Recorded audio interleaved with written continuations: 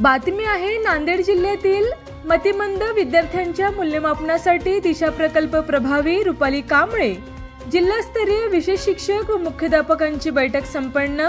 जय वकील फाउंडेशनच्या दिशा प्रकल्पांतर्गत राज्यातील सर्व मतिमंद शाळांमध्ये विद्यार्थ्यांच्या मूल्यमापनासाठी समान सूत्र वापरले जात असल्याचे प्रतिपादन प्रकल्प समन्वयक रुपाली कांबळे यांनी केले आहे।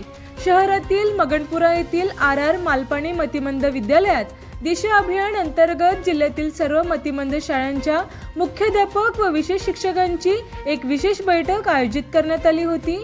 यावेळी कार्यक्रमास doctor Hansraj Vaidya, MR Jadhav, Harshad Shah, state bank of इंडियाचे मुख्य प्रबंधक राजू कदम, ओम प्रकाश कोतापल्लीवार, अतुल हाळणे, दिव्यांग विभागाचे वैद्यकीय सामाजिक कार्यकर्ता दिनकर नाठे, राज्यस्तरीय पुरस्कार प्राप्त छायाचित्रकार सचिन मोहिते तसेच दिशा प्रकल्पाचे साजिद मुल्ला व संगरत्न धूतराज आदी मान्यवर उपस्थित होते।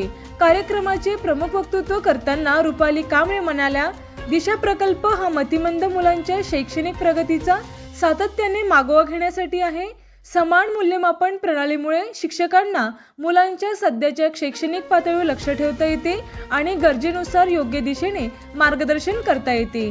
तसेच शाळांमध्ये शिक्षक बदल झाल्यास किंवा विद्यार्थी दुसऱ्या शाळेत गेल्यास ही प्रणाली शिक्षकांना विद्यार्थ्यांची पूर्वस्थिती समजून घेण्यास मदत करते, असेही त्यांनी स्पष्ट केले।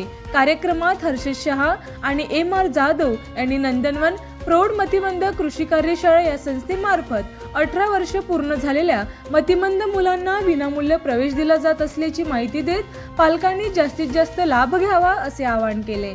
SBI बँकेचे राजू कदम यांनी शासकीय योजनेचा लाभ घेण्यासाठी विद्यार्थी आणि पालक एकत्र खाते उघडण्याचे महत्त्व स्पष्ट केले। या बैठकीस जिल्ह्यातील सर्व मतिमंद शाळांचे मुख्याध्यापक आणि विशेष शिक्षक मोठ्या संख्येने उपस्थित होते।